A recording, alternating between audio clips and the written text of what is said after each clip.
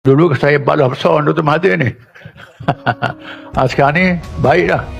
Dr. Mahathir dia kata saya mula baca Islam. Baca Islam, baca Quran sampai 8 kali habis. Kemudian kali 9 kali habis.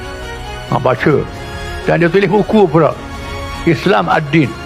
Dia ambil dua ayat satu surah. Dia tulis. Saya tengok buku tu. Dia ambil pilih-pilih ayat yang dia reti. Dia terjemah je. Terjemah, kita baca sendiri lah. Ayat yang dia pilih. Dan dia tertarik dengan Islam ni. Umur 100 tahun lebih.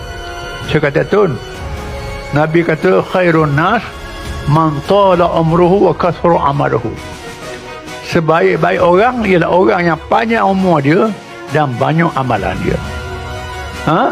Dalam umur Tun 100 tahun ni, takkanlah jahat belaka. Ada benda-benda baik.